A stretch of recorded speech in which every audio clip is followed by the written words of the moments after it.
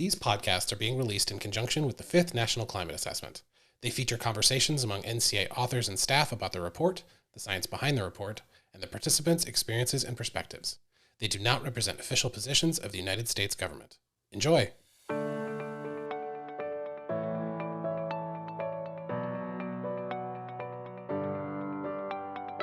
Welcome to the companion podcast of the 5th National Climate Assessment. My name is Allison Crimmins, and I'm the director of the 5th National Climate Assessment, the United States government's preeminent report on climate change, its impacts, and how we are responding. When the first National Climate Assessment was released way back in 2001, I think climate change still felt a bit like something far off in the future, and maybe far away from the US. It was something that would happen someday to someone, but not me. And that is, of course, not the case. Climate change is here in the US. It is happening now, and it's affecting us. Most people are experiencing climate change directly right now through either extreme weather events or because climate change exacerbates existing social inequities, or sometimes a combination of those two. One of the things that pops into our mind first when we think about climate change is that first one, changes in extreme events. Across the US, people are experiencing rapidly warming temperatures and longer lasting multi-day heat waves that harm our physical and mental health. Many other extremes, including heavy precipitation, drought, flooding, wildfire, hurricanes, are becoming more frequent or more severe. Now, since 2018, the US has seen an increase in billion-dollar weather and climate disasters. In the 1980s, the country experienced on average $1 billion event every 4 months. Now there is one on average every 3 weeks. And yes, that is inflation adjusted. There is a $1 billion event on average every 3 weeks in the US. And these events are very expensive. Extreme weather costs the US close to $150 billion each year. And that is a conservative estimate because that number doesn't account for damages to our ecosystems or healthcare related costs or loss of life. So rises in extreme events are what often come to mind first when we think about what climate change looks like. But there's a second way that people are experiencing climate change right now in neighborhoods across the country that is just as real and just as damaging. And that is the way that climate change exacerbates existing social inequities. We know that some communities are at higher risk from climate change than others because of ongoing systemic discrimination, exclusion, and underinvestment. Many of these communities are already overburdened even before you throw climate change into the mix. Climate change impacts are not distributed equally, and they often act to worsen long-standing inequities in environmental, health, economic, or social conditions.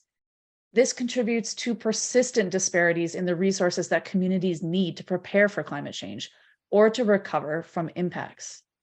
For example, low-income communities and communities of color often lack access to adequate flood infrastructure, green spaces, safe housing, and other resources that help protect people from climate impacts. When we combine these two ways that we are experiencing climate change, more severe and more frequent extreme events, and the exacerbation of existing social and environmental stressors, we get ripple effects that multiply the harms. For instance, in 2020, record-breaking heat and widespread drought contributed to concurrent wildfires across California, Oregon, and Washington, exposing millions of people to health hazards and straining our firefighting resources. This ongoing drought amplified the record-breaking Pacific Northwest heat wave that occurred in June of 2021, which was made about 2 to 4 degrees Fahrenheit hotter by climate change. That heat wave led to more than 1,400 heat-related deaths, another severe wildfire season, and mass die-offs of fishery species important to the region's economy and to the local indigenous communities. Total damages from these compounding events were more than $38 billion. And this was, of course, all happening during a global pandemic. This is just one recent example of how climate impacts alone or in combination with other stressors can cascade across sectors and regions, multiplying the initial impacts and making communities more vulnerable to climate-related disruptions. So climate change is here in the US. It is happening now, and it is affecting us. Even though it is affecting every part of the US in some way, it does affect each region differently. There might be different impacts that are unique or specific to where you live in the US. So, in this episode, we want to take you on a road trip around the country to hear from some of your neighbors about the climate impacts that people in your communities are already experiencing. Coming up, One of the reasons why I love the Northwest is its proximity to a lot of natural landscapes: the Olympic Peninsula, the Cascades, the Rocky Mountains, the outer coast, and the coastlines. we're kicking off our road trip around the NCA5 regions in the Pacific Northwest. NCA5 lead author Michael Chang joins after the break.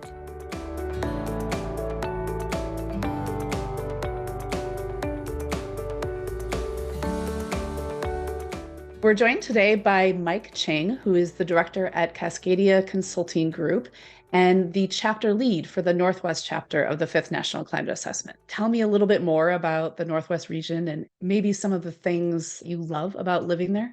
I think one of the reasons why I love the Northwest is its proximity to a lot of natural landscapes: the Olympic Peninsula, the Cascades, the Rocky Mountains, the outer coast, and the coastlines that we have. In addition to that, the Northwest has a lot of diverse communities. We have very rich urban centers like Seattle, Portland, and Boise. And then we also have a lot of rural communities across the region that provide the region and beyond with a lot of critical resources, from agricultural products to fish to timber. And then again, for myself, this is where I live. My whole family lives here. And so definitely see the work that I do in the climate science and adaptation space as really closely related to both the health of my family and future generations. We talk a lot about how people across the United States are experiencing climate change right now. So maybe you could tell us a little bit about what climate change looks like for you and your family and the other people living in the Northwest region. Yeah, so from a temperature perspective, the region has already warmed between 2 to 2.5 degrees since the early 1900s. By the 2080s, children that are being born now will be in their 60s by the 2080s. So it's within this current generation. We're going to expect that temperatures increase another 5 to 10 degrees within the Northwest. What this means is that heat waves will be longer, and when heat waves occur, they'll more likely be hotter. So the hottest temperatures will be even hotter than what we've historically experienced. You mentioned extreme heat waves in the Northwest. And of course, we are all well aware of the big 2021 heat dome event. Can you speak a little to that event and how it was related to climate change, but also what it was like in the Northwest for the people living through that event? In late June of 2021, the Northwest region saw a heat dome event that lasted for about a week. And during that time period, numerous temperature records across the region were broken when temperatures reached highs of 110s to the low 120s across the Northwest.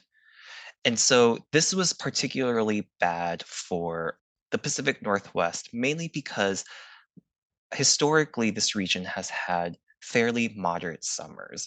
And so the temperatures that we were experiencing during this time period were about 30 to 50 degrees above the typical averages that the region usually experiences. You were there during this heat dome event, right? Yeah. What was it like to actually live through the heat wave yourself as someone who's an expert in climate change, but also social science? What was the heat wave like for you? Yeah, so at the time of the heat dome event, I actually lived in an older apartment building that had been built in the 1950s. And like a lot of older buildings, the apartment building didn't have air conditioning. So if you did have air conditioning, oftentimes the units themselves had a temporary window unit. Fortunately for myself, my family had a window air conditioning unit. What we saw was this beautiful kind of unintentional coming together of all of the apartment units where people with air conditioning within their own units opened up their doors to people without air conditioning. I love that. That's a great story. I'm curious too, has there been a lot of changes that have happened since that 2021 heat dome in terms of improving resilience in the region? Yeah, so in terms of community responses, I think the 2021 Heat Dome event was a really pivotal point for a lot of communities across the Northwest. A lot of health districts across the Northwest region have also been investing in emergency heat response plans. In addition to that, I think what we're also seeing is the beginnings of a lot of investments into more comprehensive strategies that are more proactive. So, not just waiting for a heat wave to happen and then having some reactionary responses and actions. And so, some of this more proactive planning, including investing in resilience centers, are beginning to happen as well within the Northwest.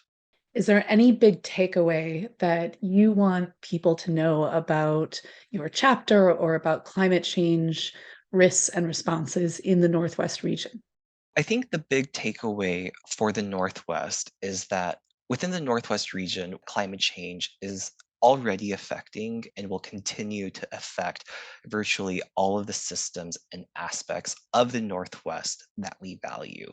So, this includes our health and health systems, our environment and our ecosystems, our regional economies and industries, our infrastructure systems, and the heritage and sense of place, why we love the Northwest and why we love calling it home. All of that will be affected.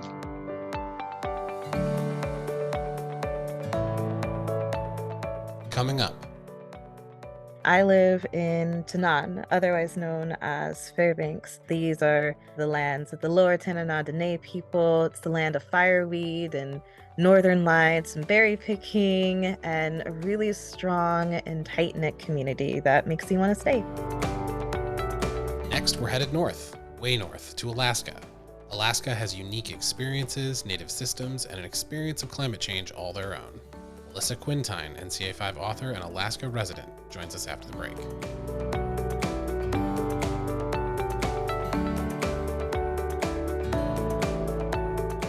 The next stop on our road trip is Alaska, and I'm joined today by Alyssa Quintyne. Alyssa is an interior community organizer at the Alaska Center and an author on the Alaska chapter of NCA5. Welcome, Alyssa. Hi, thanks for having me. Now, Alaska is the one region within the National Climate Assessment that's both a region and a state all by itself. But I know it's also a really big and diverse place. Can you introduce us to your home state? Yeah, well, Alaska is the farthest north in the country. We're also really diverse of not just having all sorts of frozen tundra that a lot of people consider us to have, but we also have wetlands, we have rainforests, we have river plains, all sorts of borealer forests. It's just a very beautiful state. I live in Tanana, otherwise known as Fairbanks. We are a river town smack dab between the Chena and the Tanana River, and these are the lands of the Lower Tanana Dene people. It's the land of fireweed and northern lights and berry picking, and a really strong and tight knit community that makes you want to stay. Is that the river where they do the lottery on the ice breakups? Yes, the yeah, the Oh. Tanana tripod. I love that story. It's so interesting. It's one of our climate indicators showing how the ice is breaking up earlier and earlier each year. And it's something that's been going on for more than 100 years, but it happens in another town in the interior, Nenana, that's about an hour away from Fairbanks. And essentially, they just put a tripod in the middle of the Tanana River. And it's kind of a tradition to figure out when the ice is going to break and when the ice really starts moving. And it's an indication for us when spring really starts to hit.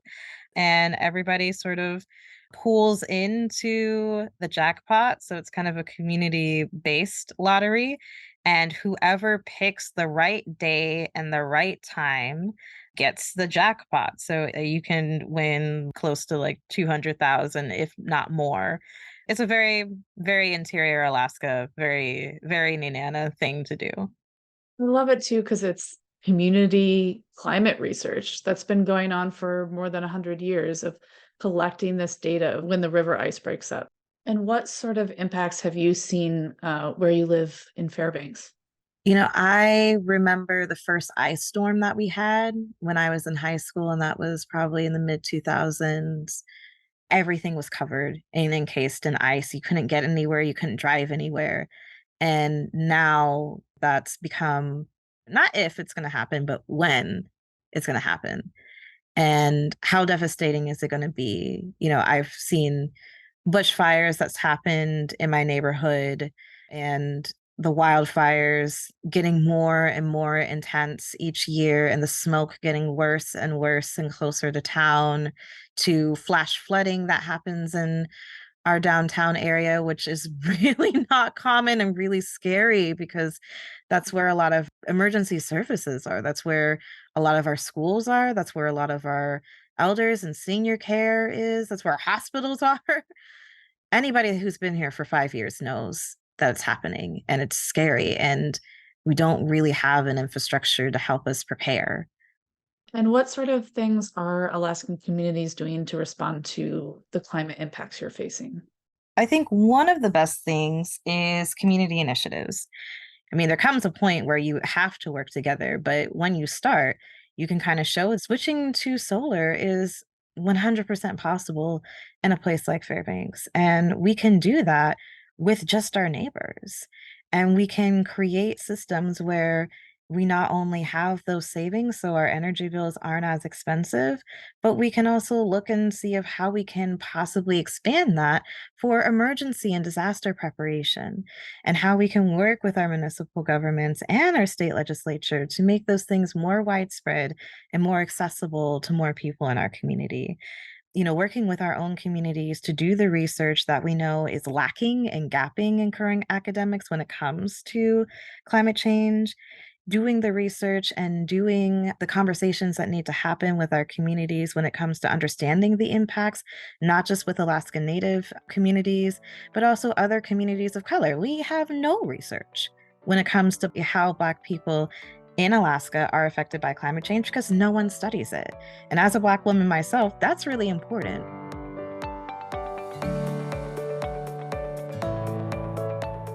Coming up, there is a lot of kind of commitment and innovation that's happening across the communities. We've got cities like Milwaukee and Columbus and Cincinnati and other areas thinking about just how to build in more of the green infrastructure, nature-based solutions that would help us get to more environmental sustainability.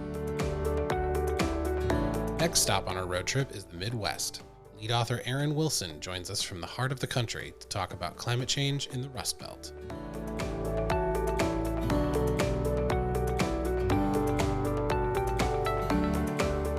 Our next stop on our road trip is the Midwest, and I'm very excited to be joined by Aaron Wilson.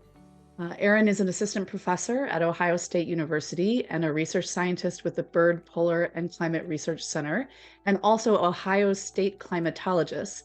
And his role on the National Climate Assessment was the chapter lead of the Midwest chapter. Thanks for joining us, Aaron. My pleasure, Allison. Thank you.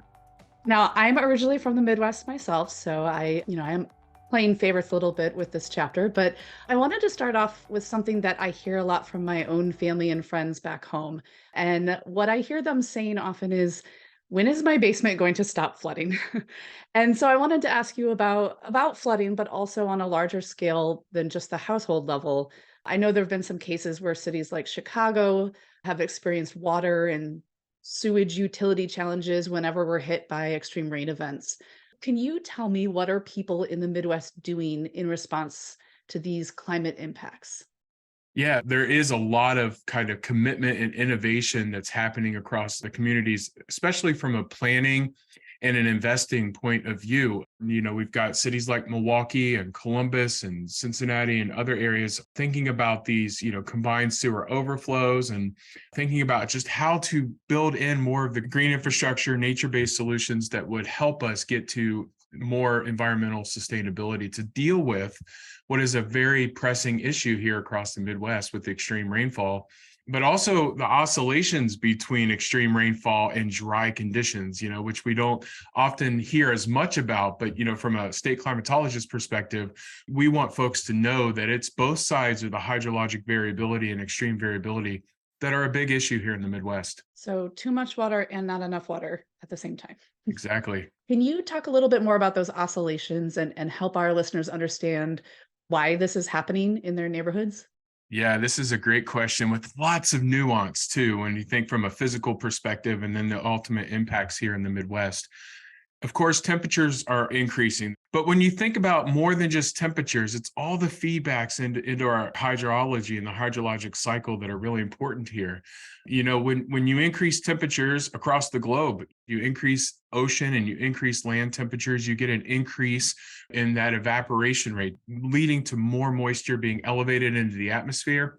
If you've got more water in the atmosphere, more water vapor that condenses into rain, those fronts can squeeze that rain out and you get heavier rainfall events. And so instead of seeing, 1 or 2 inch rainfall rates per hour, we're starting to see the 4 to 5 inch rainfall events, the 5.5 inch rainfall events. Depending on what the land surface looks like, that means more water coming all at once. Where does it go? Does it lead to more runoff? Does it lead to that urban flooding? It's much more than just temperatures are increasing, but it's affecting this hydrologic cycle that is equally important. And then when we think about, rapid drying conditions, again, if you're increasing that evaporation rate, especially during the summer, a farm field might pick up 5.5 inches of rain in one afternoon and then go 2 or 3 weeks where they're not seeing any rain. And then you get back to very extreme dry and drought conditions that have an impact. I describe those oscillations as very similar to those features in the kids' pool where there's a big bucket up on a pole and the bucket fills up with water. And when it gets so full, it tips over and, the kids run around underneath it. And I describe it as climate change making those buckets bigger. So it takes longer to fill up with water and you're kind of in a drought while you're waiting for the bucket to fill up. And then when it tips over, there's more water in the larger buckets. So you get these heavy rain events or flooding events. Is that kind of a fair analogy? I think that is a good analogy. And then I would add to that, whatever returns that water back into that bucket is also at a faster pace, right? And so you get more of that water that's filling up those buckets as well at a faster rate. So you're losing that water that just came down. I was wondering if you could leave us with any big takeaways you have for climate change impacts and response in the Midwest. Yeah, so certainly I think it's important that this is a human story, right? And I think that that's the wonderful part about National Climate Assessment 5 here is that this is a human story. And we're thinking about what do we value and cherish as Midwesterners? What's uniquely Midwestern? The cultural ties to our land, but also the threats to the food supply and the water supply and the transportation. These are things that are at stake, right? But I think our communities are energized. They're mobilizing, as we mentioned, through organization and thinking about adaptation and climate smart agriculture and climate smart techniques. They're generating adaptation plans for our cities, but also action plans. Think about emissions. Think about, how do we enact innovation through technology and better planning, local and state coordination, which is really important. So emergency management agencies, state agencies getting involved, incorporating climate change resources into what we're doing. All of it is to decrease this risk to our communities and our ways of life that we cherish. Coming up. The Southeast region is gigantic, 11 different states. And so all those people in all those different places from rural to urban, from coastal to mountain, I mean, you name it, the Southeast tends to have that landscape. Southeastern United States is our next pit stop. We talk with NCA5 author Jeremy Hoffman on the unique risks and communities of the Southeast.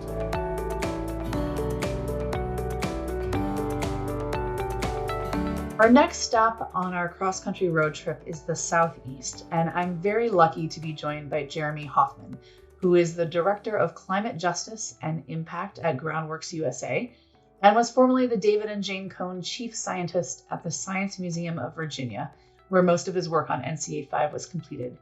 Jeremy is the chapter lead of the Southeast chapter, and so a perfect person to introduce us to the region. Welcome, Jeremy. Thank you so much for inviting me to join you on a little trip through the Southeast. We're very glad to have you along our road trip. So the Southeast is a pretty big region with a lot of states covered in your chapter. So I was wondering if you could first give us a little context about the region, what states are covered, and maybe some of their similarities and differences. The Southeast region is gigantic. We have a 11 state region. So all the way from Virginia, where I live, down to Florida, over to Louisiana, and up through, Arkansas and Kentucky. So we have basically a really, really, really big area of the country represented. 11 different states. And so all those people in all those different places, from rural to urban, from coastal to mountain. I mean, you name it, the Southeast tends to have that landscape. And so it's also one of the fastest growing regions of the entire country.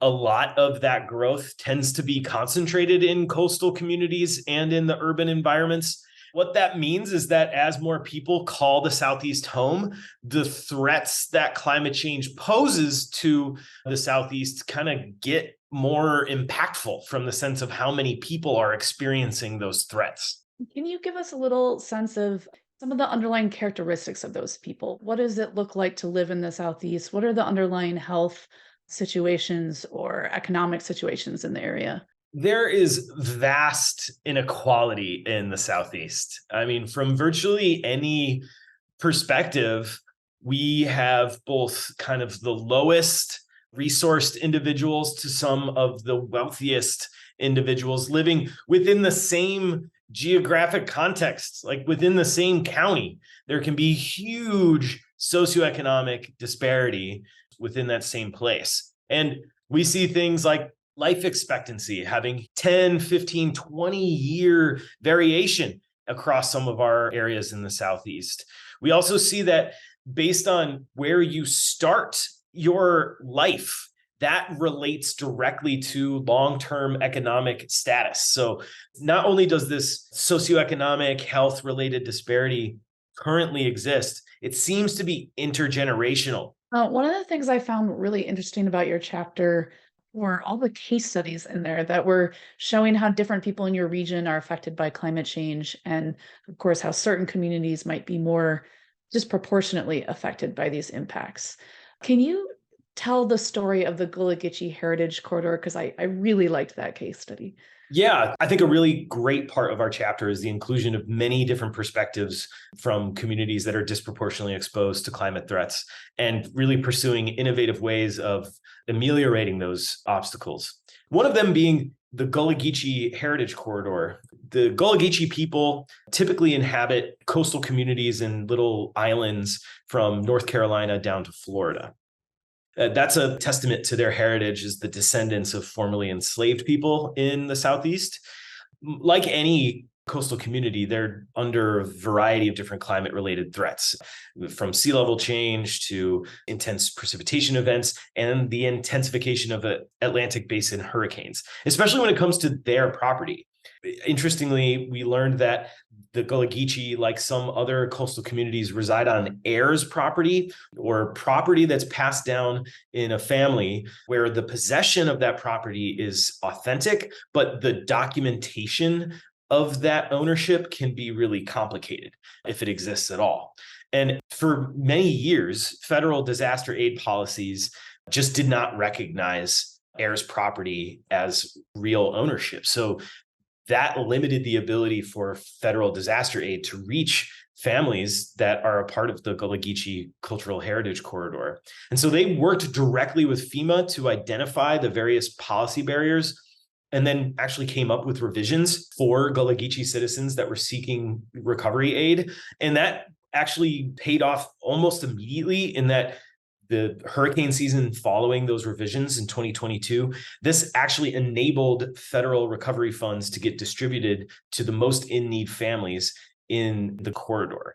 And so now they have a kind of a standing climate resilience committee made up of residents that engages on these topics relevant to coastal change and other climate-related threats.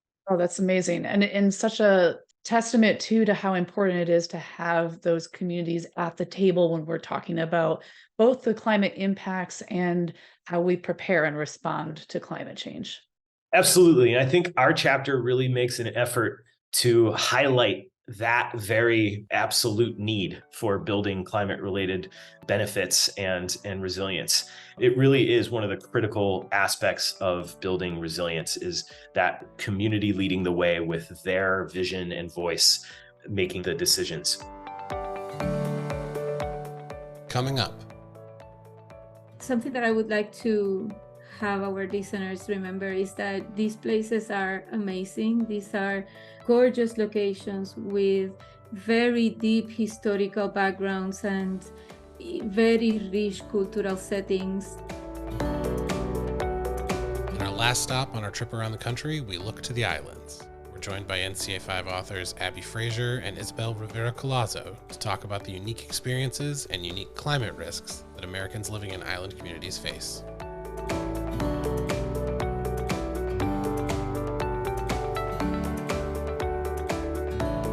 Our next stop on the Around the Country road trip is to go a little off-road, and we are going to be talking to some experts from islands of the US.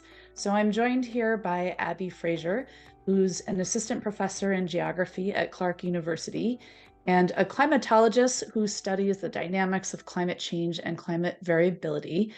She is the lead author of the Hawaii and the US affiliated Pacific Islands in the 5th National Climate Assessment. And I'm also joined by Isabel Rivera-Collazo, who is the associate professor on biological, ecological, and human adaptations to climate change at Scripps Institution of Oceanography and directs the Scripps Human Ecology Laboratory. Isabel is an author from the US Caribbean chapter of NCA5. Welcome, Abby. Welcome, Isabel. Thanks so much for having us, Allison. You two represent two distinct regions quite far apart from one another. I was hoping you could start us off by telling us a little bit about your region. Sure. So our chapter includes the state of Hawaii, as well as what we call the U.S. affiliated Pacific Islands, or USAPI. And that includes the Commonwealth of the Northern Mariana Islands, the unincorporated territories of American Samoa, Guam, and the Pacific Remote Islands, as well as 3 freely associated states, which are the Federated States of Micronesia, the Republic of the Marshall Islands, and the Republic of Palau. So this is an extremely broad geography that we're covering. We have around 1.9 million people in our region. The region is made up of over 2,000 islands and contain a very diverse group of island peoples. We have many indigenous peoples speaking more than 20 different indigenous languages, and all of these peoples are connected by the Pacific Ocean. The U.S. Caribbean is the northeastern corner of the Caribbean archipelago. We are composed of several islands, including Puerto Rico and the U.S. Virgin Islands. Puerto Rico is an archipelago of 3 islands. The largest one, Puerto Rico, or also the indigenous name is Boriquén, and 2 additional island municipalities, which are Vieques and Culebra. And then the U.S. Virgin Islands, which is also a set of multiple islands, an archipelago, and includes St. Thomas, St. John, and St. Croix. And what's interesting in the U.S. Caribbean is that there is a big difference in terms of population. Puerto Rico, the archipelago of Puerto Rico has 3.3 million people, but most of them live on the large island, while Vieques has about 9,000, 8,000 inhabitants, and Culebra has only 1,300, 1,400. And the U.S. Virgin Island has more even distribution of population, but in total there is 106,000 people. Similar to what Abby was mentioning, the history of who we are as Caribbean people shapes the flavor, but also the challenges that we are facing on these islands is strongly shaped by the history of globalization and modernization of the planet. Isabella, I'm wondering if you can tell us a little bit more about what climate change impacts are of greatest concern in the U.S. Caribbean. So something that is super fascinating of the northeastern corner of the Caribbean archipelago is how our climates are affected by oceanographic processes. But what is also fascinating is that our islands are pretty small. So when we do the climate change modeling, most of our islands fall within individual pixels. So we are facing many climate challenges, but there is not enough information to understand precisely what those challenges are. But we are seeing already increase in storminess, not just of hurricanes and summer storms, but also of winter storms, which are weather phenomena that happen on the northwestern hemisphere, especially the East Coast, that generates high intensity waves that reach the islands as well, that trigger erosion. So, and the other huge problem that we are already feeling very strongly is increase in heat, in temperature, especially during summer times, but also in winter times. Abby, did a lot of those impacts sound familiar to the Hawaiian region as well? Yes, Hawaii and the US affiliated Pacific Islands are experiencing a lot of those similar challenges. Most of the things you said, Isabel, resonate in our region as well. Sea level rise has enormous impacts on our built environment, as well as our coastal ecosystems, and particularly our cultural and historical resources. A lot of these are located along the coast, and it's more than just a built environment issue when we think about losses in those regions. We are experiencing changing rainfall patterns as our region is extremely vast across the Pacific. We have some islands that are expected to become wetter in the future, while other islands are projected to see drying trends, which threatens our water security. And we've been already experiencing worsening drought across many islands, including the Hawaiian Islands. Abby, you were in Hawaii just recently when the fires in Lahaina were ongoing. Can you tell us a little bit more about those and some of the climate drivers that played a role in those huge fires? I was, and then I flew back as they were worsening. Yeah. So in August 2023, we had devastating fires across Hawaii and in particularly on the island of Maui. And the Lahaina fire, for example, was just this perfect combination of weather conditions. We had high winds associated with Hurricane Dora and a high pressure system to the north, along with low humidity and drought. We had huge amounts of fuels that were ready to burn. So these fuels are non-native grasses that are largely unmanaged and cover about 25% of Hawaii's land area. And they were ready to burn, extremely flammable. And then all we needed was an ignition source. And that's what led to this fire being so absolutely horrific and apocalyptic in many ways. So many Pacific Islands have extremely high wildfire risk, and that wildfire risk is expected to increase in the future.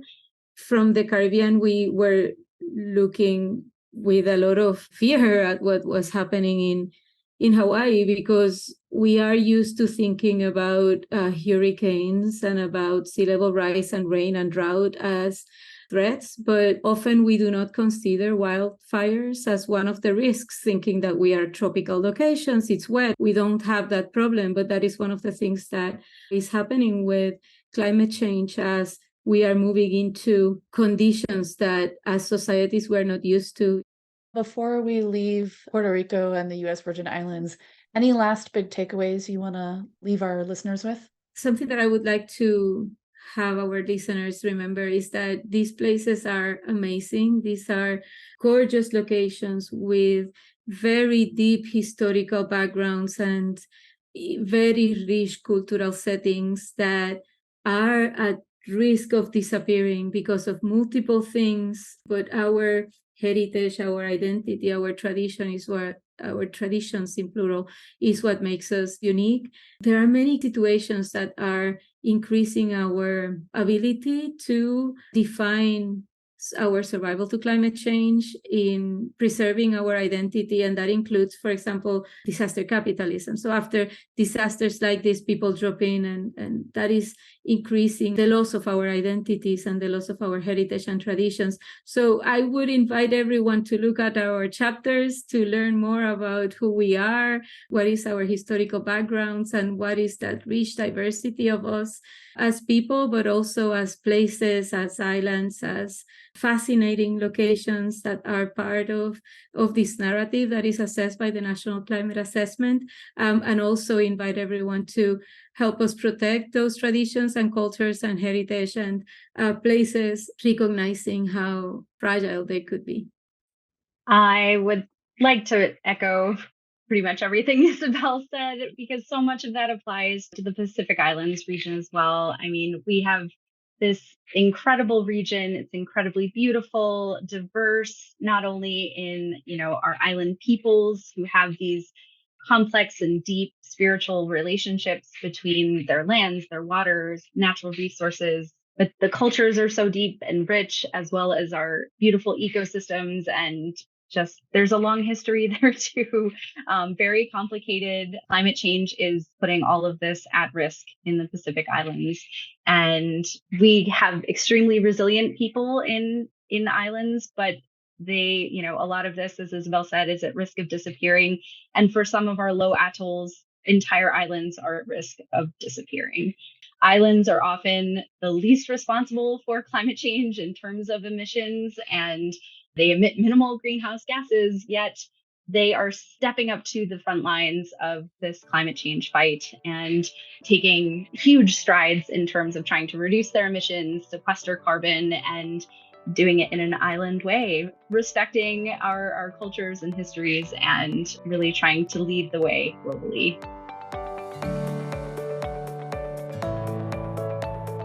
All right, we are safely back home after that virtual carbon-free road trip around the country. One of the things that really struck me about all of our authors we visited was that each one of them used the word community at some point in our conversation. We talked a lot about the different impacts affecting different parts of the country, things like unprecedented heat waves and flooding and wildfires, but all of those conversations kept coming back to people, back to that human story. I think almost everyone we spoke with also mentioned the impacts of climate change on culture and heritage and traditions. The National Climate Assessment describes how climate change is really transforming U.S. landscapes, how it's affecting many of our deeply rooted community ties or pastimes, our cultural or spiritual connections to place. As we traveled from region to region, you could really hear the love these authors have for their neighborhoods and their neighbors, the things they love about their home and the activities they love doing there. You could hear the pride our authors have for the truly beautiful places they come from, for the rich cultures and traditions that make each of those places unique. No matter where you are, I think that love and pride for home and community is something we all share, and something that connects us all in our efforts to tackle the climate crisis. Thank you for listening, and wherever you might call home, thank you for being a part of the climate solution.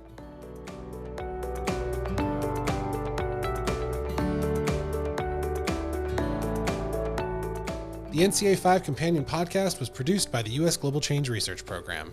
These podcasts are intended to provide context and perspectives from the authors and participants of NCA5. They do not represent official positions of the United States government. Production by Chris Avery and Allison Crimmins, who also served as host. Editing, mixing, and scoring by Mallory Hinks. Thank you to our guests, Michael Chang, Alyssa Quintyne, Aaron Wilson, Jeremy Hoffman, Abby Frazier, and Isabel Rivera Colazo. Thanks also to Eliza Lustig, Aaron Grade, Lori Howell, and Mike Cooperberg for their support in developing this series. The NCA is the U.S. government's premier report on climate change impacts, risks, and adaptation across the nation. It is a congressionally mandated interagency effort that brings together hundreds of experts from federal, state, and local governments, as well as the academic, nonprofit, and private sectors. Information about the NCA5, including the process used to create the assessment, can be found on the NCA5 website at nca2023.globalchange.gov.